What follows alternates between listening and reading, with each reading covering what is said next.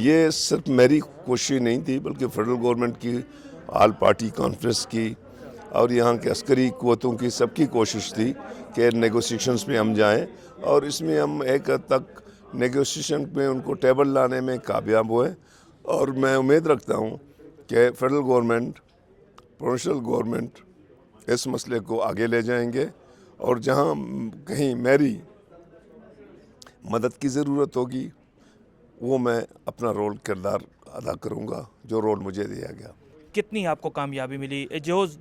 جس نقطے سے آپ نے آغاز کیا وہ سفر کہاں تک پہنچا؟ دیکھیں، میں آپ کو ایگزیکٹلی یہ نہیں کہہ سکتا ہوں کہ کتنے پرسنٹ ملی، لیکن ان کو راضی کرنا مذاکرات کا، یہ خود بہت بڑی اچیومنٹ ہے۔ آپ کی جو حکومت تھی اس کے لیے اگر آپ کیا سے بتائیں گے سب سے بڑا چیلنج کیا تھا؟ اس میں سب سے بڑی چیلنج ہماری لا اینڈ آرڈر تھا۔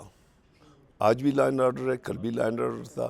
پھر لا اینڈ آرڈر کے ساتھ یہ سارے چیزیں جو ہے نا منسلک ہیں کہ وہاں بلوچ انسرجنسی کے ساتھ کیا ہوگا، مذہبی انتہا پسندی کے ساتھ ہوگا، جنرل جو ہے نا کرائم ہے ان میں ہماری کیا اپروچ ہوگی۔ میں سمجھتا ہوں ہماری پریزنٹ گورنمنٹ کی جو اس کا ہمیں کولیشن ہے، پارٹنر ہیں، اس کی بھی پراورٹی لا اینڈ آرڈر ہوگی۔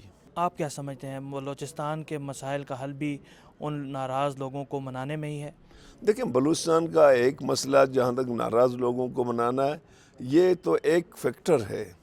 مجموعی طور پر جو بلوچستان ہے اس کا جو مسئلہ ہے وہ اس کے رائٹس کا ہے، اس کو امپاورمنٹ کا ہے، اس کے سائل اور وسائل کی تحفظ کا ہے، اور بلوچستان کی ڈیولپمنٹ کی ہے۔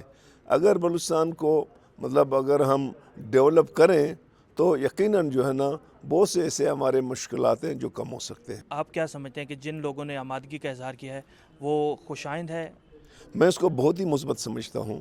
خان افقلات نے یا نوزادہ بہندک بگٹی نے جو کہا کہ ہم مذاکرات کریں گے، یہ بلوچستان کے لیے اور ملک کے لیے بہت ہی خوش آئندہ ہے۔